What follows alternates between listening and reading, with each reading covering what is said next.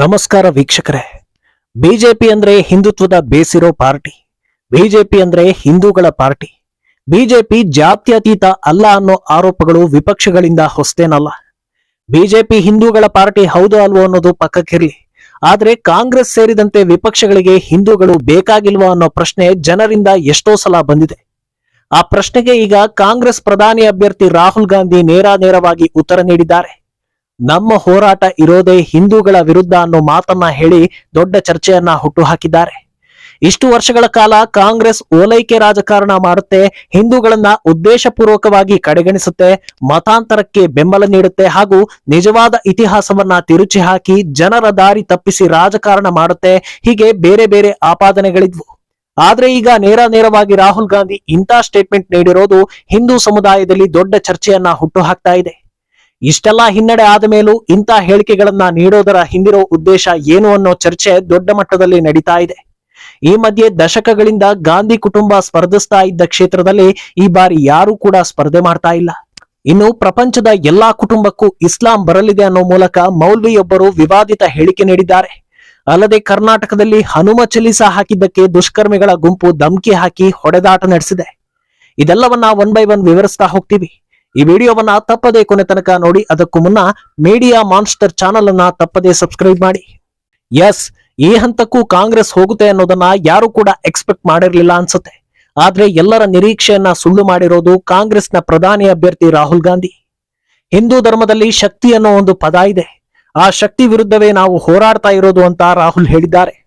ಆ ಶಕ್ತಿಯನ್ನ ಮೋದಿ ಮುಖಕವಚ ಮಾಡಿಕೊಂಡಿದ್ದಾರೆ. ಅದನ್ನ ಕಾಂಗ್ರೆಸ್ ಎದುರಿಸಲಿದೆ ಅಂತ ಹೇಳಿ ಹೊಸ ಚರ್ಚೆಗೆ ನಾಂದಿ ಹಾಡಿದ್ದಾರೆ. ಇದು ಕೇವಲ ಇಷ್ಟಕ್ಕೆ ನಿಂತಿಲ್ಲ. ಹಿಂದೂ ಧರ್ಮದಲ್ಲಿ ಶಕ್ತಿ ಅಂತ ಹೇಳಿದ್ರೆ ದೇವಾನುದೇವತೆಗಳಿಗೆ ಹೋಲಿಕೆ ಮಾಡಲಾಗುತ್ತೆ. ಅದರಲ್ಲೂ ಆದಿಶಕ್ತಿ, ಮಾತೆ, ದೇವಿಯರಿಗೆ ಬಳಸೋ ಪದ ಶಕ್ತಿ ಅನ್ನೋದು. ಅದರ ವಿರುದ್ಧ ಹೋರಾಟ ಮಾಡ್ತೀವಿ ಅಂತ ಹೇಳ್ತಾರೆ ಅಂದ್ರೆ ಇದನ್ನ ಭಾರತೀಯರು ಹೇಗೆ ಒಪ್ಪಬೇಕು ಅನ್ನೋ ನಿಟ್ಟಿನಲ್ಲಿ ಜನ ಧ್ವನಿ ಏರಿಸ್ತಾ ಇದ್ದಾರೆ. ಇಷ್ಟು ದಿನ ಏನೇನೋ ಹೇಳಿಕೆ ನೀಡಿ ರಾಹುಲ್ ಗಾಂಧಿ ಸುದ್ದಿ ಆಗ್ತಾ ಇದ್ರು. ಆದ್ರೆ ಇಷ್ಟು ನಿಖರವಾಗಿ ಶಕ್ತಿ ಅನ್ನೋ ಪದವನ್ನ ಬಳಸ್ತಾರೆ ಅಂತ ಖಂಡಿತ ಇದನ್ನ ಸುಮ್ಮನೆ ಹೇಳಿರೋದಿಲ್ಲ. ಒಂದೇ ಬಹಳ ಯೋಚಿಸಿಯೇ ಈ ಪದವನ್ನ ಬಳಸಿರ್ತಾರೆ, ಅಥವಾ ಅವರ ಭಾಷಣವನ್ನ ರೆಡಿ ಮಾಡಿ ಕೊಟ್ಟವರು ಬಹಳ ನಿಖರವಾಗಿಯೇ ಈ ಮಾತನ್ನ ಹೇಳಿಸಿದ್ದಾರೆ ಅಂತ ಚರ್ಚೆ ಆಗ್ತಾ ಇದೆ. ರಾಮ ಮಂದಿರ ವಿಚಾರದಲ್ಲಿ ಕಾಂಗ್ರೆಸ್ಗೆ ಯಾವ ಮಟ್ಟದಲ್ಲಿ ಹಿನ್ನಡೆ ಆಯ್ತು ಅನ್ನೋದು ಗೊತ್ತೇ ಇದೆ. ಹಿಂದೂಗಳು ಬಹುಸಂಖ್ಯಾತರಿರೋ ಭಾರತದಂತ ದೇಶದಲ್ಲಿ ಬೇರೆ ಧರ್ಮದವರನ್ನ ಓಲೈಸಿದ್ರೂ ಹಿಂದೂಗಳು ಸಹಿಸಿಕೊಂಡೇ ಬರ್ತಾ ಇದ್ದಾರೆ. ಹಾಗಂದ ಮಾತ್ರಕ್ಕೆ ಅಸ್ತಿತ್ವದ ಪ್ರಶ್ನೆ ಬಂದಾಗ ನಿಜವಾದ ಭಾರತೀಯರು ಯಾವ ನಿಲುವು ತೆಗೆದುಕೊಳ್ತಾರೆ ಅನ್ನೋದಕ್ಕೆ ರಾಮ ಮಂದಿರ ಸಾಕ್ಷಿಯಾಯಿತು. ಅದಾದ ನಂತರವೂ ಕಾಂಗ್ರೆಸ್ ಓಲೈಕೆಯನ್ನ ಮಾತ್ರ ಬಿಟ್ಟೇ ಇಲ್ಲ. ಅದೆಷ್ಟು ಸಾಧ್ಯವಾಗುತ್ತೋ ಅಷ್ಟರ ಮಟ್ಟಿಗೆ ಹಿಂದೂಗಳ ವಿರುದ್ಧವೇ ಸಾಕ್ತಾ ಇದೆ ಕಾಂಗ್ರೆಸ್. ಈಗ ನೇರವಾಗಿ ಶಕ್ತಿ ವಿರುದ್ಧ ನಮ್ಮ ಹೋರಾಟ ಅಂತ ಹೇಳೋ ಮೂಲಕ ಹಿಂದೂಗಳ ವಿರುದ್ಧ ನಮ್ಮ ನಿಲುವು ಅನ್ನೋದನ್ನ ಸ್ಪಷ್ಟಪಡಿಸಿದ್ದಾರೆ ರಾಹುಲ್. ಮುಳುಗಿ ಹೋಗುತ್ತಿರೋ ದೋಣಿ ಅಂತಾಗಿರೋ ಕಾಂಗ್ರೆಸ್ಗೆ ಈ ಮಾತು ದುಬಾರಿ ಆಗೋದಿಲ್ವಾ ಅನ್ನೋ ಪ್ರಶ್ನೆ ಎಲ್ಲರಲ್ಲೂ ಕಾಡ್ತಾ ಇದೆ. ಆದ್ರೆ ಈ ಮಾತುಗಳು ಕಾಂಗ್ರೆಸ್ಗೆ ಅಷ್ಟೊಂದು ಎಫೆಕ್ಟ್ ಆಗಲ್ಲ ಅಂತ ಹೇಳಲಾಗ್ತಾ ಇದೆ. ಯಾಕಂದ್ರೆ ಕಾಂಗ್ರೆಸ್ಗೆ ಈಗ ಬೇಕಾಗಿರೋದು ಹಿಂದೂಯೇತರ ಮತಗಳು. ಅವು ಬೇರೆ ಪಕ್ಷಗಳಿಗೆ ಹೋಗದಂತೆ ನೋಡಿಕೊಳ್ಳೋದೇ ಮೊದಲ ಕೆಲಸ. ಎಷ್ಟೇ ಬೈದ್ರು, ಎಷ್ಟೇ ದೂರಿದ್ರು, ಏನೇ ಹೇಳಿಕೆ ಕೊಟ್ರು ಒಂದಷ್ಟು ಹಿಂದೂ ಮತಗಳು ಕಾಂಗ್ರೆಸ್ಗೆ ಬಂದೇ ಬರುತ್ತವೆ. ಆದ್ರೆ ಬೇರೆ ಸಮುದಾಯದವರು ಹಾಗಲ್ಲ. ಅವರ ಸ್ವಾಭಿಮಾನಕ್ಕೆ ಧಕ್ಕೆ ಆದ್ರೆ ಅವರೆಲ್ಲ ಕೈತಪ್ಪಿ ಹೋಗ್ತಾರೆ ಅನ್ನೋ ಕಾರಣಕ್ಕೆ ಇಂಥ ಹೇಳಿಕೆ ಕೊಡಲಾಗ್ತಾ ಇದೆ ಅಂತ ರಾಜಕೀಯ ವಿಶ್ಲೇಷಕರು ಹೇಳ್ತಾ ಇದ್ದಾರೆ. ಅಲ್ಲದೆ ರಾಹುಲ್ ಗಾಂಧಿ ಈ ಹೇಳಿಕೆ ನೀಡುವಾಗ ಸುತ್ತಮುತ್ತ ಇದ್ದ ನಾಯಕರಲ್ಲಿ ಬಹುತೇಕರು ಹಿಂದೂಗಳೇ ಆಗಿದ್ರಿಂದ ಇದೆಲ್ಲ ಏನು ಆಗೋದಿಲ್ಲ ಅನ್ನೋದೇ ಕಾಂಗ್ರೆಸ್ ಲೆಕ್ಕಾಚಾರ ಅಂತ ಹೇಳಲಾಗ್ತಾ ಇದೆ. ಅತ್ತ ರಾಹುಲ್ ಓಲೈಕೆಗಾಗಿ ಹಿಂದೂ ಧರ್ಮದ ವಿರುದ್ಧ ನಿಂತಿದ್ರೆ, ಇತ್ತ ಸಿದ್ದರಾಮಯ್ಯ ಸರ್ಕಾರದ ಓಲೈಕೆ ಪರಿಣಾಮ ಬೆಂಗಳೂರಲ್ಲಿ ಅಮಾನವೀಯ ಘಟನೆ ನಡೆದಿದೆ. ಅಂಗಡಿಯೊಂದರಲ್ಲಿ ಹನುಮ ಚಲೀಸಾ ಹಾಕಿದ್ದಕ್ಕಾಗಿ 6 ಜನ ದುಷ್ಕರ್ಮಿಗಳು ಅಂಗಡಿ ಮಾಲೀಕನನ್ನ ಥಳಿಸಿದ್ದಾರೆ. ಅಂಗಡಿಗೆ ಬಂದು ಧಮಕಿ ಹಾಕಿದ್ದಲ್ಲದೆ ಆತನನ್ನ ಹೊರಗೆಳೆದು ಅಟ್ಟಾಡಿಸಿಕೊಂಡು ಹೊಡೆದಿದ್ದಾರೆ. ಈ ವಿಡಿಯೋ ಸಿಸಿ ಕ್ಯಾಮೆರಾದಲ್ಲಿ ರೆಕಾರ್ಡ್ ಆಗಿದ್ದು ವ್ಯಾಪಕ ಆಕ್ರೋಶಕ್ಕೆ ಕಾರಣವಾಗ್ತಾ ಇದೆ. ಇದನ್ನ ಬಿಜೆಪಿ ಖಂಡಿಸಿದ್ದು ವಿಡಿಯೋವನ್ನ ಪೋಸ್ಟ್ ಮಾಡಿ ಸೂಕ್ತ ಕ್ರಮ ಕೈಗೊಳ್ಳುವಂತೆ ಸರ್ಕಾರಕ್ಕೆ ಒತ್ತಾಯ ಹಾಕ್ತಾ ಇದೆ. ಆಜಾನ್ ಹೊತ್ತಲ್ಲಿ ಹಾಡು ಹಾಕಿದ್ದಕ್ಕೆ ಈ ಗಲಾಟೆ ನಡೆದಿದೆ ಅಂತ ಹೇಳಲಾಗ್ತಾ ಇದೆ. ಸದ್ಯ ದುಷ್ಕರ್ಮಿಗಳ ವಿರುದ್ಧ ಎಫ್ಐಆರ್ ದಾಖಲಾಗಿದ್ದು 3ರನ್ನ ಅರೆಸ್ಟ್ ಮಾಡಿದ್ದಾರೆ ಅಂತ ಹೇಳಲಾಗ್ತಾ ಇದೆ. ಈ ಸುದ್ದಿ ರಾಷ್ಟ್ರ ವ್ಯಾಪಿ ಹರಡಿದ್ದು ದೇಶಾದ್ಯಂತ ಈ ಕೃತ್ಯಕ್ಕೆ ವಿರೋಧ ವ್ಯಕ್ತವಾಗ್ತಾ ಇದೆ. ಇನ್ನು ಇದೆಲ್ಲ ಮೇಲ್ನೋಟಕ್ಕೆ ಕಾಂಗ್ರೆಸ್ಗೆ ಎಫೆಕ್ಟ್ ಆಗೋದಿಲ್ಲ ಅನ್ನೋ ಲೆಕ್ಕಾಚಾರವೇನೋ ನಿಜವೇ. ಆದ್ರೆ ಗಾಂಧಿ ಕುಟುಂಬಕ್ಕೆ ಮಾತ್ರ ಈ ಬಾರಿ ಚುನಾವಣೆಗೆ ಸ್ಪರ್ಧಿಸೋದೇ ದೊಡ್ಡ ಸವಾಲಾಗಿದೆ. ರಾಮ ಮಂದಿರದ ನಂತರ ರಾಷ್ಟ್ರ ರಾಜಕೀಯ ಬದಲಾಗಿರೋದು ಗೊತ್ತಿರೋ ವಿಚಾರವೇ. ಅದರಲ್ಲೂ ಮಂದಿರ ಉದ್ಘಾಟನೆ ಬಳಿಕ ಈವರೆಗೆ ಬಂದಿರೋ ಎಲ್ಲಾ ಸಮೀಕ್ಷೆಗಳಲ್ಲೂ ಎನ್ಡಿಎ ಕ್ಲಿಯರ್ ವಿಕ್ಟರಿ ಅಂತ ಹೇಳಲಾಗ್ತಾ ಇವೆ. ರಾಷ್ಟ್ರೀಯ ಮಾಧ್ಯಮಗಳ ಸಮೀಕ್ಷೆಗಳು ಒಂದು ಕಡೆ ಆದರೆ ಕೈ ವರಿಷ್ಠರು ಪ್ರೈವೇಟ್ ಆಗಿ ಒಂದಷ್ಟು ಸಮೀಕ್ಷೆಗಳನ್ನ ಮಾಡಿಸಿದ್ದಾರೆ. ಅದರಲ್ಲೂ ಕೂಡ ಈ ಬಾರಿ ಗಾಂಧಿ ಕುಟುಂಬಕ್ಕೆ ಉತ್ತರ ಪ್ರದೇಶ ಜನರು ಮಣೆ ಹಾಕೋದಿಲ್ಲ ಅನ್ನೋ ರಿಪೋರ್ಟ್ ಹೊರಬಂದಿದೆ. ಆದ್ರಿಂದ ಅಮೇಠಿ ಹಾಗೂ ರಾಯ್ ಬರೇಲಿಯಿಂದ ಗಾಂಧಿ ಕುಟುಂಬ ಕಾಲ್ಕಿತ್ತಿದೆ.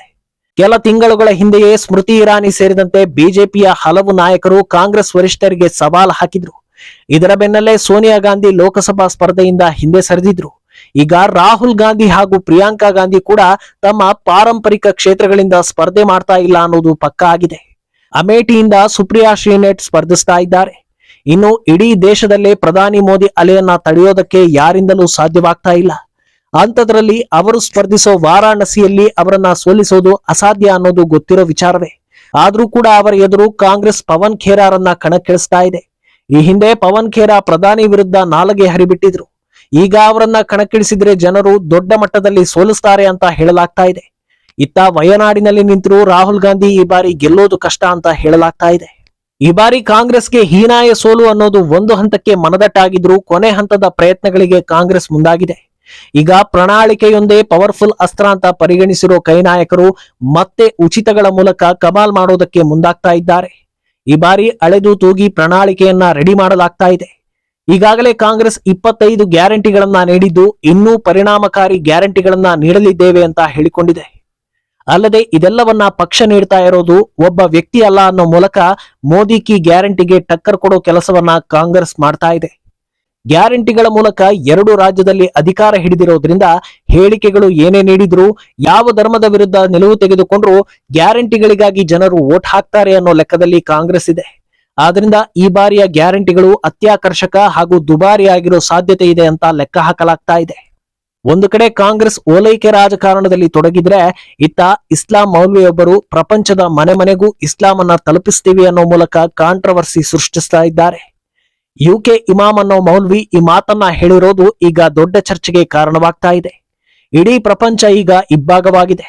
ಒಂದು ಇಸ್ಲಾಂ ಹಾಗೂ ಇನ್ನೊಂದು ಇಸ್ಲಾಮೇತರ ಅಂತ ವಿಭಜನೆ ಆಗಿದೆ. ಆದ್ರೆ ಇನ್ಮುಂದೆ ನಿಮಗೆ ಇಷ್ಟ ಇರಲಿ ಇಲ್ಲದೆ ಇರಲಿ ಎಲ್ಲಾ ಮನೆಗಳಿಗೂ ಇಸ್ಲಾಂ ಅನ್ನ ತಲುಪಿಸ್ತೀವಿ ಅಂತ ಯುಕೆ ಇಮಾಮ್ ಹೇಳಿಕೆ ಕೊಟ್ಟಿದ್ದಾರೆ. ಅಂದಹಾಗೆ ಇಮಾಮ್ ಮುಖ್ಯವಾಗಿ ಟಾರ್ಗೆಟ್ ಮಾಡಿರೋದು ಅಮೆರಿಕವನ್ನ.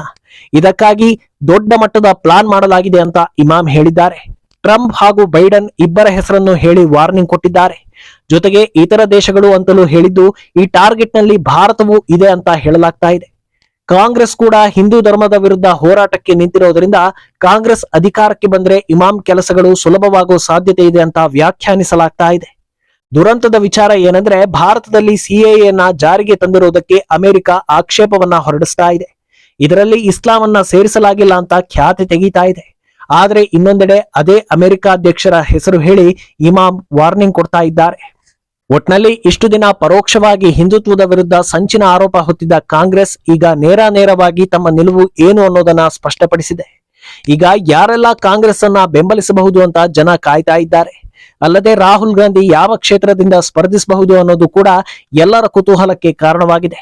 ಈ ಬಗ್ಗೆ ನಿಮ್ಮ ಅಭಿಪ್ರಾಯ ಏನು ಅನ್ನೋದನ್ನ ತಪ್ಪದೆ ಕಾಮೆಂಟ್ ಮೂಲಕ ತಿಳಿಸಿ.